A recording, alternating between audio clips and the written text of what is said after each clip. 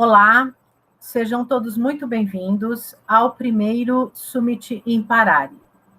Nosso principal objetivo é compartilhar conhecimento e experiências para a gente contribuir com sua jornada rumo à excelência no seu atendimento. Meu nome é Jennifer Bon, tá? E hoje eu vou falar um pouquinho para vocês de como conduzir o atendimento nutricional em doença inflamatória intestinal. Eu sou mestre em imunopatologia, docente desde o ano de 2000 e professora supervisora do ambulatório de atendimento a pacientes com doença inflamatória intestinal dentro da Clínica Escola da Unip, tá? É muito importante que vocês saibam que já estão abertas as inscrições para os cursos de pós-graduação do Instituto Imparare, nas diversas áreas da saúde, tá? Lembrando também que todos que estiverem assistindo às palestras desse congresso e forem elegíveis, estão concorrendo a uma bolsa de 100% nessas pós-graduações. Para concorrer, você deverá printar a tela desta palestra e postar no seu Instagram.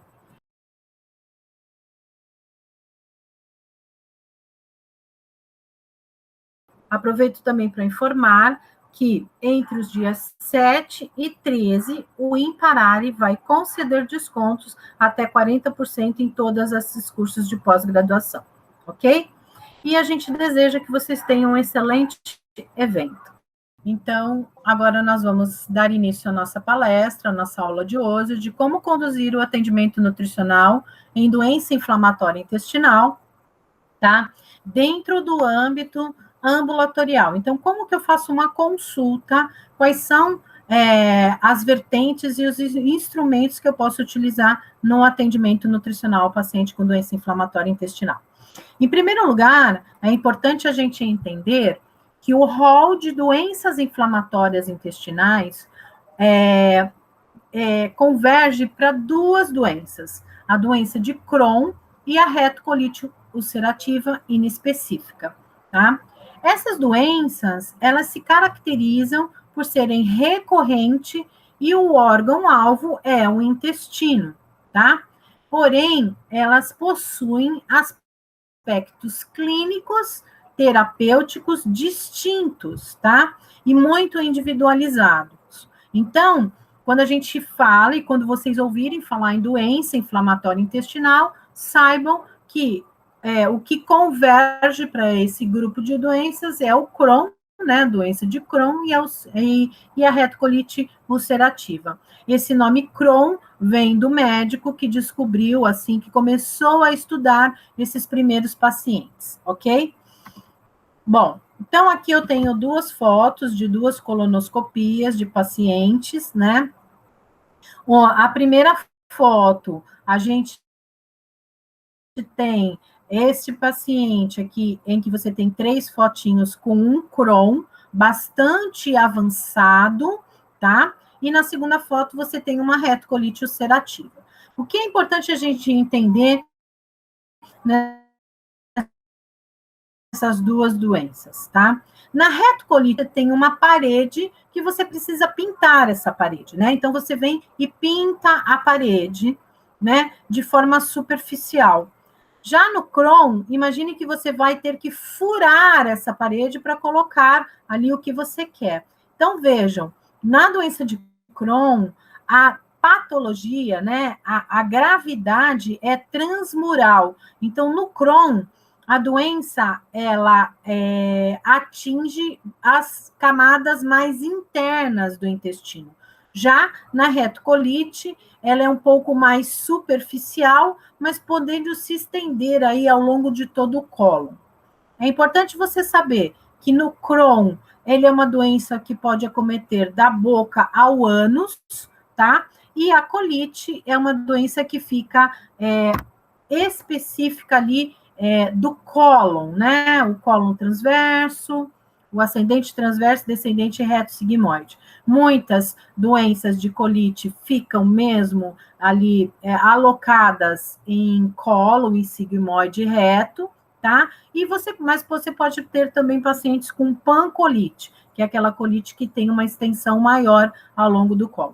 Já o Crohn é uma doença que a gente fala de caráter mais transmural, então ela pode ser segmentada. Então, você pode ter áreas desse intestino boas, né, sãs ou sem a doença, e áreas doentes. Então, você pode enxergar várias partes, né, segmentadas do nosso intestino ou do tubo digestório, né, ou do trato digestório com essa doença, ok? Vejam, quando a gente fala de doença inflamatória intestinal, a gente fala de várias situações, um diagnóstico que muitas vezes é um quebra-cabeça para os gastroenterologistas, né? E a gente tem várias perguntas que ainda precisam ser respondidas. Por exemplo, onde a doença começa? Por onde a doença começa? Quais são os fatores que levam o desencadear dessa doença? Basicamente, hoje, a gente tem como algumas algumas verdades aí, algumas realidades que já estão sendo muito estudadas. A gente tem em dado momento na doença, uma exacerbação da resposta imune, a gente tem ativação, expressão de genes, né, nessa doença, a alteração de microbiota intestinal e os fatores ambientais, talvez, como os grandes gatilhos para a doença. Todas essas condições juntas e misturadas levam o que a gente chama aos leaky guts, que é o tal do intestino vazado, o intestino permeável, né, que traz todo esse processo inflamatório. Então, a doença inflamatória intestinal entra dentro do rol das doenças de caráter autoimunes, tá? Ela já está dentro desse rol de doenças e ela tem essas características. Então, um paciente, por exemplo, que teve uma alteração de microbiota, de permeabilidade intestinal ao longo da sua vida, por N fatores, uso de antibióticos, a má alimentação, né? Aquele paciente que claudicava por muitos anos entre diarreias e constipações, tá? A própria questão da expressão genética também é interessante, está sendo muito estudada, e os fatores ambientais, né? Estresse, falta de exercício físico, sedentarismo, alimentação regada a muita gordura, sal, açúcares, e o próprio fator emocional. Então, essa situação, né, esse slide, ele é global. Então, a gente precisa entender em que momento essa doença se manifestou nesse paciente e como que ele vinha antes, pré-doença, como ela se manifestou, que grau que ela se manifestou, tá? E para a gente poder conduzir esse planejamento alimentar, ok? Bom, quando a gente fala de doença inflamatória intestinal, a gente fala de duas situações que você vai receber no seu consultório, muito provavelmente. Você pode receber um paciente com uma doença em atividade, que a gente fala na fase ativa, como você pode receber um paciente em remissão, tá? E ambas as situações têm intensidade variável. E a gente recebe hoje, dentro do consultório, pacientes com doença muito ativa, tá? Como eu recebo aquele paciente em remissão, mas que apresenta uma comorbidade, né? Que apresenta alguma doença, apesar do estado de remissão. Por exemplo, anemia. Tá? Por exemplo, muita flatulência, muitos gases, tá? Por exemplo, muita fadiga. Então, é importante você avaliar e saber que fase ativa é difícil de tratar. Com certeza, paciente com várias evacuações, diarreia, sangue, muco nas fezes. Mas a remissão também não é fácil. Você reverter uma anemia profunda, às vezes, de um paciente seu, né? Pensar na alimentação, pensar na fadiga que esse paciente às vezes apresenta, até para se alimentar, para fazer compras, né? Para fazer a alimentação dele. Então, é importante você entender qual é esse momento que esse paciente chega para que você dê para ele o melhor acolhimento, ok? Bom, você pode se deparar com várias dessas situações na sua consulta, tá? Mas uma ou duas, ou quase pelo menos 5 aí, juntas e misturadas, ok? Então, no dia a dia do nosso atendimento, a gente enxerga pacientes com diarreia ou constipações. Não pense em você que doença inflamatória intestinal pode cursar somente com diarreia. Existem muitos pacientes que apresentam as constipações, às vezes no início o processo diarreico acontece, e depois, logo já, eles passam para processos de constipação, tá? As fístulas são caráter importante dentro das doenças. Quanto mais ela atinge camadas diferenciadas do intestino, maior a facilidade desse paciente desenvolver fístulas, né?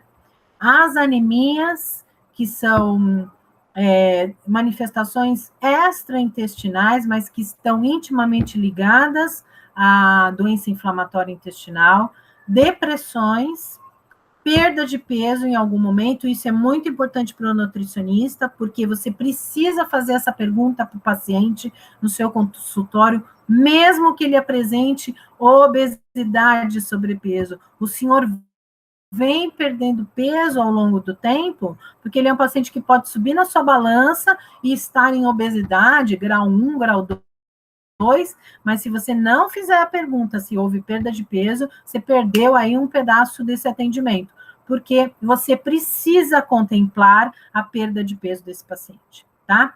A alteração de composição corporal, a gente enxerga nesses pacientes muita diminuição de massa magra, isso a gente vai ver um pouquinho mais para frente. A imunossupressão. Os pacientes podem chegar com medicamentos como corticoide, medicamentos como imunossupressores e os próprios medicamentos biológicos, que são a grande evolução que a gente está tendo, graças a Deus, nas doenças inflamatórias intestinais, tá? Então, eu posso ter um paciente que usa só corticoide, eu posso ter um paciente que usa somente um imunossupressor, mas eu posso ter um paciente combo, que usa o corticoide, o imunossupressor e o biológico. Então, esse paciente está imunodeprimido, que a gente chama, e a gente precisa ter esse olhar para essa questão, tá? E as comorbidades de manifestações extraintestinais, que eu vou falar para vocês um pouquinho mais para frente. Bom, então aqui algumas manifestações extraintestinais que podem acontecer, e eu já vou logo orientando que aqui, ó, na terceira coluna, qual é a atenção do nutricionista para essas doenças, tá? Então, alterações musculoesqueléticas, osteomalácia, osteopenia, tá? Fora que pacientes que podem cursar também com as artrites, tá? E principalmente também a artrite reumatoide. Então, a gente tem que ter atenção para vitamina D, cálcio, magnésio, tá? Principalmente desses pacientes, ok? Pele e cavidade oral. Esse paciente pode apresentar úlceras aftosas na região de boca e esôfago, as fissuras e as fístulas, que eu falei, e a doença de Crohn, que pode aparecer de forma oral também, na boca, iniciar na boca. Aqui eu preciso ter atenção para ferro, vitamina C, vitamina A, B12, B9 e zinco. E as metabólicas, retardo do crescimento em crianças, assim como atraso puerperal. Então, é importante quando você vai atender crianças e adolescentes. Nossa, professora, mas criança e adolescente têm essas doenças? Sim, a gente tem crianças e adolescentes que cursam, infelizmente, né, com a doença de Crohn ou a colite, tá? Então, eu preciso avaliar proteína, carboidratos, vitamina A, zinco, ferro, cálcio e vitamina D desses pacientes. As anemias, com certeza a gente vai falar aqui e vai ter que ter um olhar sobre as vitaminas hematopoéticas, como a vitamina B12 e B9, vitamina C, ferro e zinco. E as outras, que são as manifestações extraintestinais mais vistas, como a psoríase e as uveites, eu preciso pensar em ômega 3 e selênio para esses pacientes, para tentar melhorar essa resposta inflamatória nesses casos, tá? Crianças, em geral, apresentam quadros mais graves e extensos de doença, com maior prevalência de manifestação extraintestinal, ok? Bom, então vamos por sintomas mais comuns, né? Principalmente diarreia e dor abdominal, perda de sangue e muco nas fezes, urgências evacuatórias, inclusive durante a madrugada, tenesmo, que é aquele paciente que apresenta dor ao evacuar, tá? E pode ocorrer perda de peso, anemias concomitante, flatulência e fadiga. E são vistos também nesses pacientes em remissão, que foi exatamente o que eu falei. Ok?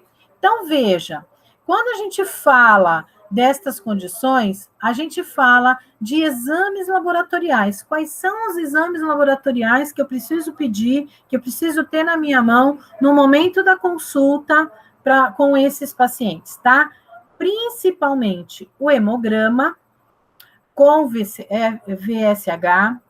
ferro e ferritina, vitamina D, B9, B12, cálcio, zinco e albumina. Então, esse rol de exames laboratoriais, eles são exames que eles precisam ser solicitados pelo profissional nutricionista no momento do atendimento nutricional. E, lógico, com certeza vamos avaliar, né?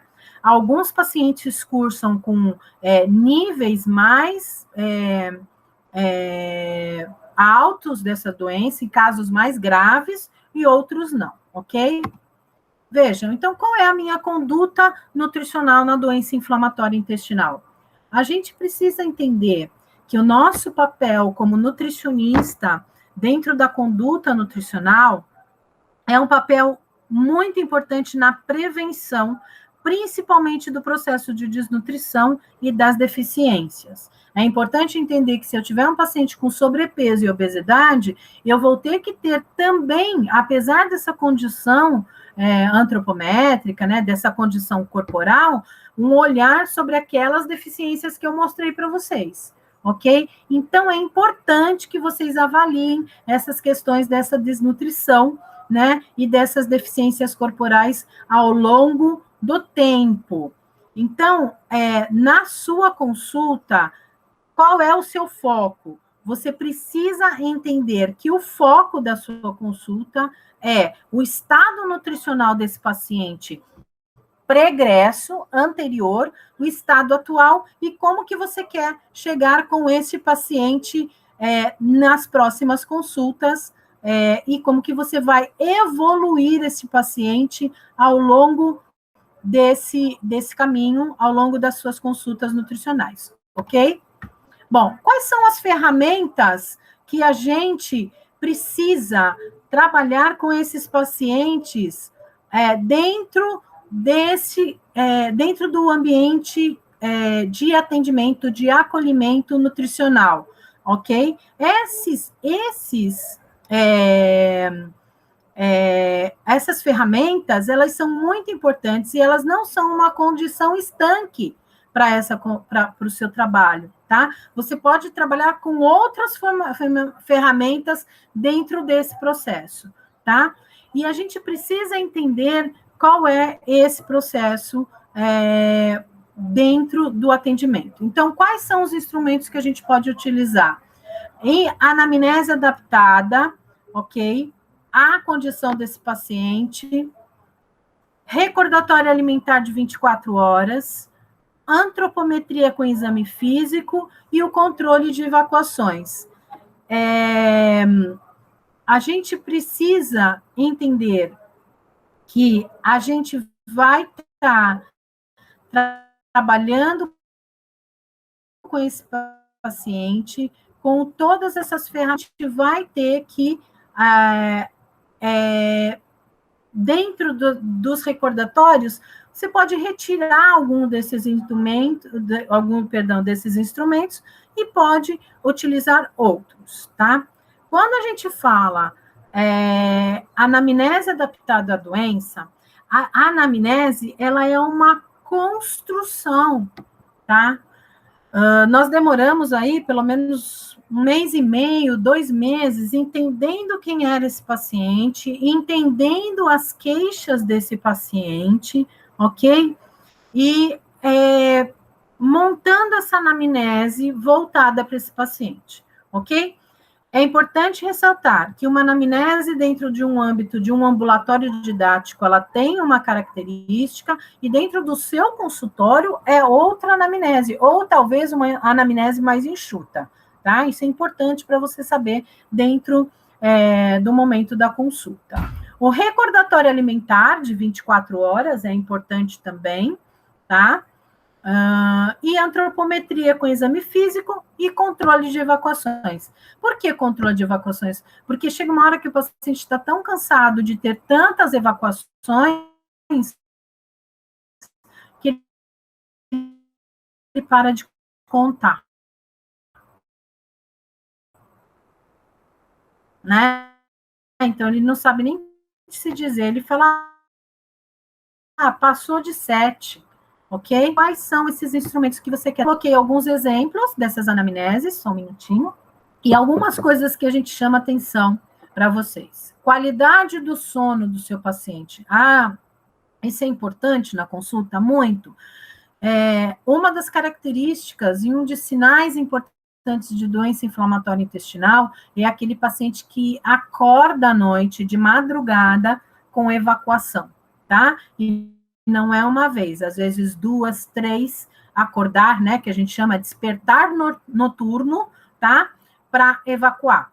Então, isso é uma característica importante. Quem não dorme, não tem um dia bom, não consegue ter vontade no dia seguinte de sair, ir ao supermercado, né, de arrumar uma casa. Então, é importante que você avalie isso. Então, a gente começou a perceber ao longo do atendimento, né, a necessidade de perguntar isso ao paciente, ok? A gente também, lá na nossa realidade, na minha realidade de consultório, a gente trabalha com pacientes com uso de biológico. Então, essa nova classe de medicamentos, tá? Que vem melhorando muito a qualidade de vida dos pacientes, tirando pacientes em estado de doença de forma ativa, levando a remissão, levando às vezes a remissão endoscópica. Então, qual é o medicamento, quanto toma, quanto tempo faz uso desse medicamento biológico, que classe que ele é, se ele é um anti-TNF, se ele é um anti-integrina, tá? Então, isso é importante você saber. A questão do hábito intestinal, então a gente avalia a quantidade de evacuações, consistência, avalia se tem muco, sangue, pedaços de alimentos mal digeridos nessas fezes, tá bom? E a gente também trabalha com a escala de Bristol, que é essa escalinha que vocês estão vendo, onde o paciente aponta para nós como que é a característica dessas fezes, tá? E como que ela se comporta, como é que ele mostra para a gente. Então, pode ser que o seu paciente diga, de manhã eu tenho fezes mais líquidas, em escala tipo 6, mas no final da tarde as minhas fezes já estão mais em escala tipo 4. Então, é importante que você avalie esses aspectos através da escala de Bristol, que é um instrumento muito bacana. E com relação a sentimentos, né? Pacientes tristes, desanimados, depressivos, a gente não pode esquecer que existe hoje muitos estudos desse eixo intestino-cérebro, tá? Então, ansiosos, nervosos, quanto que essa doença impacta a vida deles. Esse paciente que tem 10, 12 episódios de diarreia, ele não tem uma vida social ativa, né? Ele é um paciente que muitas vezes conta para nós que para ele ir em algum lugar, ele faz um caminho na cabeça dele, onde ele pode vir a parar para usar o banheiro. Então, ele é um paciente que cada vez mais é retirado da questão social. Então, você precisa contemplar isso também nas suas consultas, ok? E quanto que ele acha importante no tratamento da doença? né? Então, quanto é o valor que ele dá, o quanto ele espera que a alimentação melhore, pelo menos, né? Seja coadjuvante a esse tratamento, ok? E a questão também agora da antropometria. Então, vejam, o que é importante nesse processo, quando você vai fazer a avaliação antropométrica do seu paciente? A gente trabalha principalmente com o peso atual, o habitual e a porcentagem de perda de peso do paciente. Isso é bem interessante, que eu voltei a falar, vou voltar a frisar isso com vocês. Além da porcentagem de perda de peso, em quanto tempo ele perdeu esse peso, tá? A altura, a gente faz o IMC, trabalha com as dobras cutâneas, circunferência de braço, circunferência muscular de braço e circunferência de panturrilha, tá? Principalmente em idosos, quando a gente recebe esse paciente no nosso consultório, no nosso ambulatório. E também exame físico, pessoal. Não dá para você fazer antropometria e já não ter aquele olharzinho diferenciado para o exame físico. Então, vamos lá, vamos ver pálpebra, vamos ver a língua do paciente, vamos ver as unhas, pele, cabelo, estrutura desse cabelo, e aí eu fixo para o abdômen. Eu tenho pacientes em consultório, pessoal, que chegam com o abdômen extremamente globoso, tá? Numa consulta, aí a gente faz o atendimento, orienta, pede para voltar dali a 10 dias, ele volta com outro abdômen, menos inchado, menos endurecido. Então, cuidado às vezes com a tal da circunferência que a gente chama de cintura, precisa ver se ela é uma circunferência válida, tá? Tanto que eu nem coloquei aqui no rol das medidas antropométricas, tá? A gente tem visto que nesse momento, né, desse abdômen muito distendido, essa avaliação talvez não fique tão verdadeira, tá? Então, neste momento, todo este processo fecha o seu diagnóstico nutricional, tá? Não vejam, e os consensos, principalmente o consenso asiático de 2020, diz que IMC isolado não é uma boa medida, tá? Que você tem sempre que avaliar outros componentes corporais desse paciente para fechar o seu diagnóstico. Na nossa realidade, eu tenho muitos pacientes com IMC em eutrofia, mas quando você vai olhar a massa magra, esse paciente está em desnutrição, principalmente circunferências. Eu tenho pacientes que perdem circunferência de panturrilha de uma consulta para outra. Então, cuidado, tenham esse olhar, não sejam só fixos em um modelo, né? Vou usar só peso, estatura e IMC. Não, sempre fazer o teu combo para fechar essa antropometria e esse diagnóstico nutricional. Bom, com relação às características da dieta, eu compilei aqui da melhor maneira possível, né, para essa aula, quando você trabalha na fase ativa da doença e quando você trabalha na remissão, tá? Não existem muitas diferenças, ok? Por quê? Porque a dietoterapia deste paciente, ela é muito individualizada, ok? Você pode acertar tudo numa consulta, o paciente vai para casa com o plano alimentar, tá tudo ok, mas no meio da semana, esse paciente pode ter uma recaída e pode começar de novo com alterações intestinais importantes, dor, e aí então nós voltamos para trás com a alimentação. Então é importante você entender que essa condição, ela não é uma condição estanque, tá? O plano alimentar é muito pelo contrário, ele é muito habilidoso. Você tem que ter habilidade para tirar, às vezes, proveito de algumas situações para os seus pacientes, mas às vezes aquele plano alimentar que foi com o seu paciente pode ser que não dure 4 dias e você tenha que refazê-lo, tá? Então, é muito intenso o atendimento dentro de doença inflamatória intestinal. Bom, na fase ativa, a gente altera a consistência da doença, tá? Pode ser branda, pastosa ou leve. Dieta pastosa é uma dieta mais difícil de se manter, o paciente, né, enjoa dela 3, 4 dias com essa dieta. Então, mas é importante que você tenha como na sua cabeça como objetivo que na fase ativa, o objetivo da tua dieta é dar descanso para o órgão doente. Então, qual é o órgão doente? Né? O intestino. Então, vamos nesse momento de diarreia, 12 episódios de diarreia com muco e sangue, temos que dar descanso para o órgão doente. Na fase de remissão, totalmente desnecessário você alterar a consistência de dieta, tá? É importante também, a gente sempre fala com os pacientes no consultório, uma fala assim: primeiro, comeu algum alimento, teve desconforto, não caiu bem, né? Como eles mesmos falam, ai, não caiu bem o alimento, não foi, teve dor, então para. Comeu um alimento, tá tudo certo, é vida que segue. Né? Porque eles mesmos, o paciente mesmo consegue avaliar essa questão, tá? Então, com relação à consistência, fica aí a dica. Caloria, nos dois momentos, na fase ativa e na fase de remissão, eu trabalho com 25 a 30 calorias por quilograma de peso, mas eu preciso avaliar o uso de suplementos em alguns momentos para os meus pacientes desnutridos, e na fase de remissão também, cuidado com essa desnutrição crônica, muito pregressa, que esse paciente fala, eu tenho esse peso há muito tempo e eu não consigo ganhar peso, mesmo em remissão.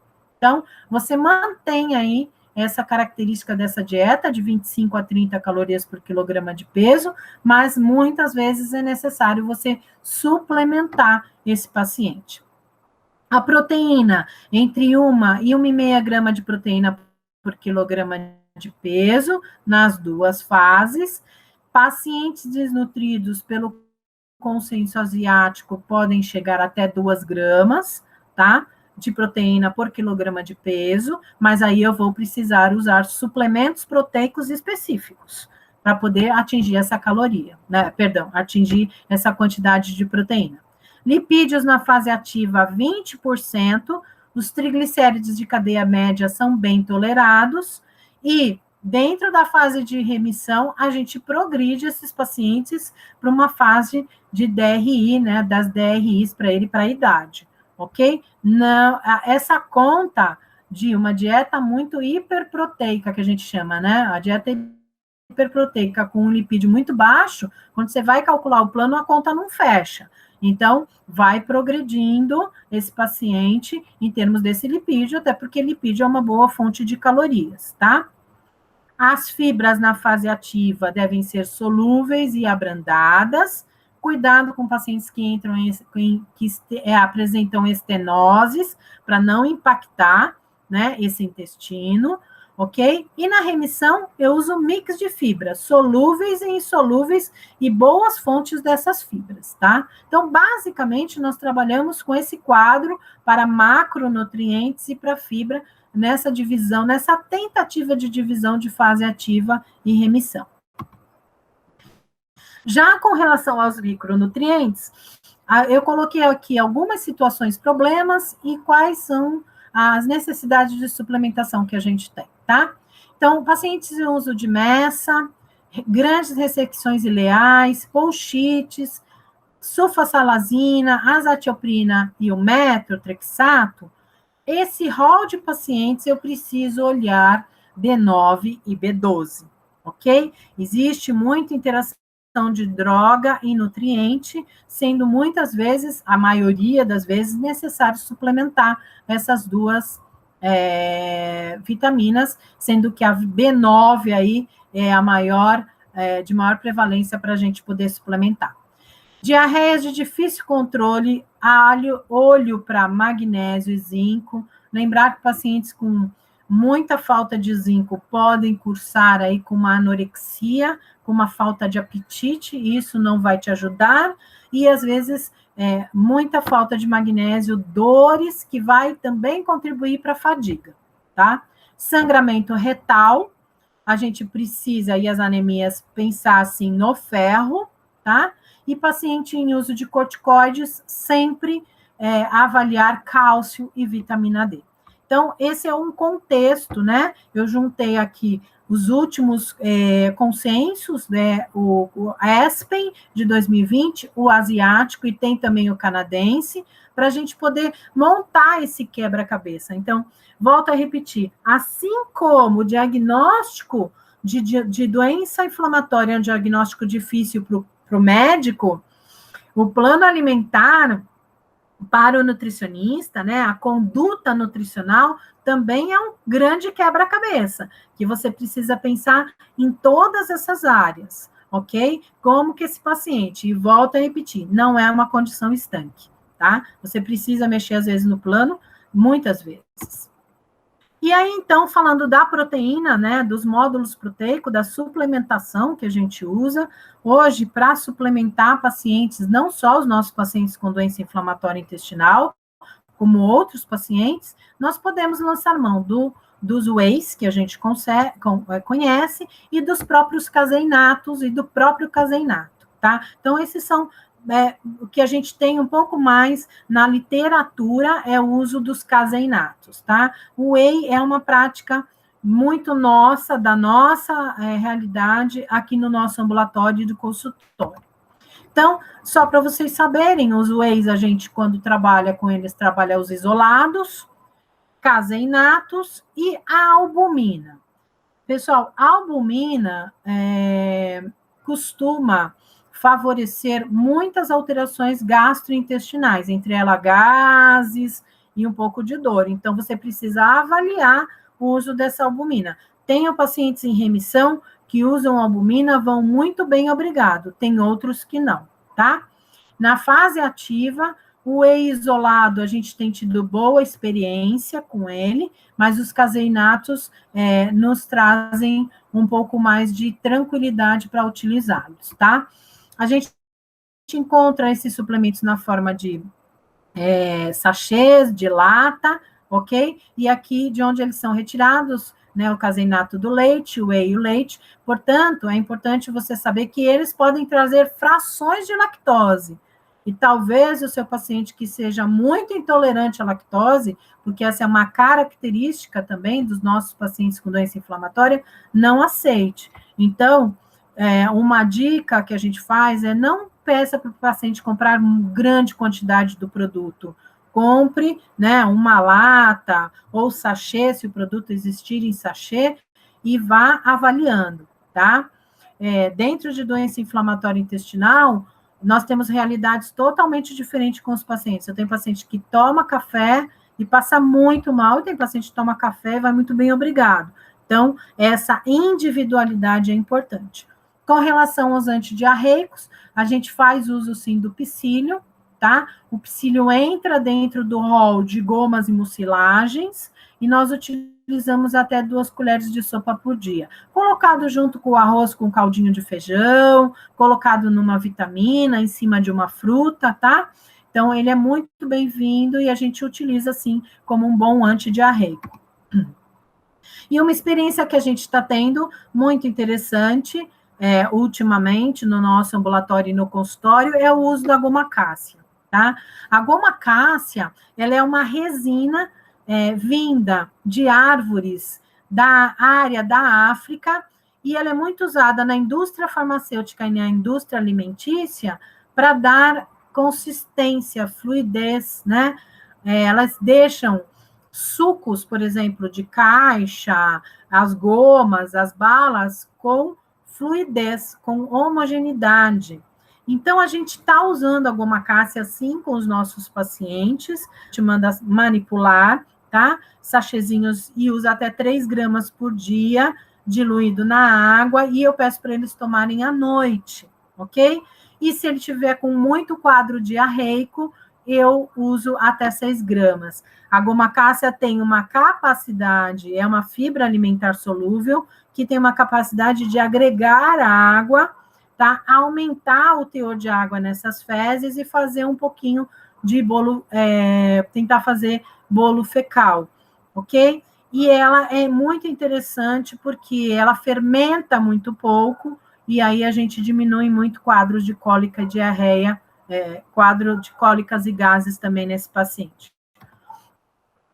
São poucos, eu não vi, pelo menos nessa jornada minha nenhum estudo de gomacácea com doença inflamatória intestinal, mas existem alguns estudos dela, tá, nas diarreias. E é interessante quando você vai buscar na literatura, que você tem aí esses estudos em países, né, subdesenvolvidos, onde diarreia, principalmente a pediátrica, né, é extremamente prevalente. Então, quando você abre aí, você traz alguns estudos interessantes, tá?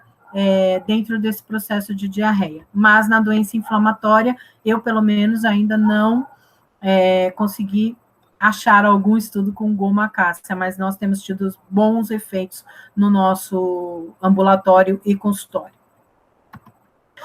Com relação ao que se fala de dietas de glúten, exclusão de glúten, food maps, e outros tipos de exclusão que são feitas, né? Os consensos são muito, muito enfáticos e nenhum deles orienta a exclusão desses componentes alimentares no momento de doença inflamatória, no contexto de doença inflamatória intestinal, tá? Alguns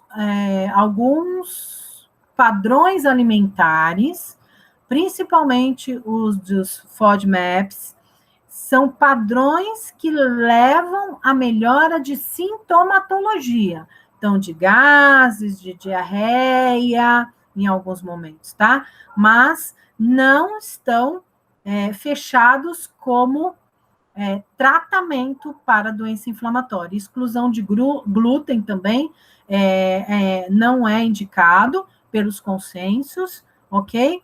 E é importante a gente avaliar isso, porque às vezes a gente recebe no nosso consultório um paciente que já excluiu tudo da dieta dele, tem uma dieta muito restrita, mas precisa ser avaliado. Eu vou excluir glúten se esse paciente apresentar intolerância, mas a partir de diagnóstico, ok? Eu vou excluir óligos monossacárides se esse paciente cursar com uma síndrome do colo irritável, ok? Então é importante, porque senão fica uma dieta extremamente restrita. E a doença inflamatória intestinal, ela é uma doença que não tem cura. Então, até quando nós vamos manter tanta exclusão, levando a deficiências? Esse estudo que eu coloquei, o Implementing Dietary Modification, ele é um estudo muito interessante, que saiu em 2009, que avaliou todos esses padrões alimentares, né? Quem gosta disso, eu faço aqui uma incitação para que vocês busquem esse artigo, né? Se não, podem me pedir também. E ele traz uma discussão enorme sobre esses padrões alimentares, qual a dificuldade, traz, inclusive, dietas que ainda nem são tão viabilizadas no nosso país, tá? De exclusão mesmo.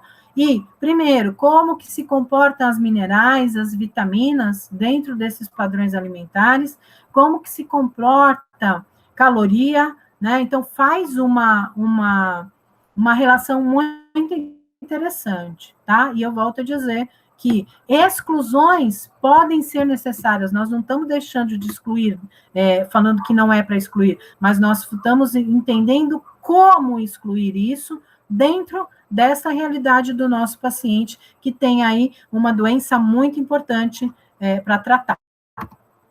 Os probióticos também, com relação aos probióticos, os consensos dizem que você tem uma boa, que você tem resultados importantes, principalmente no grupo de probióticos VSL3, na colite ulcerativa, tá? Então, você pode utilizar, assim como o Reuteri, também o grupo dos Reuteris são muito utilizados na colite ulcerativa e são indicados nos consensos, ok? Então, é isso, pessoal. Eu realmente espero ter contribuído. Doença inflamatória intestinal é uma doença maravilhosa, né, de você estudar, porque ela integra várias condições, né? E a gente tem muito a contribuir para os nossos pacientes e tem muito para contribuir com a ciência. Nutrição, são poucos ainda os profissionais que trabalham com doença inflamatória intestinal. A gente se sente muitas vezes em carreira solo, né? E tendo que discutir, às vezes, condições que nem são tão específicas da doença, mas é isso que agrega no nosso atendimento. Eu espero que vocês tenham gostado e eu fico à disposição, né, para que vocês tiverem perguntas, se vocês trabalharem, que vocês me procurem nas redes sociais, tá? Para a gente poder conversar um pouquinho mais. Muito obrigado e até logo, pessoal. Tchau, tchau.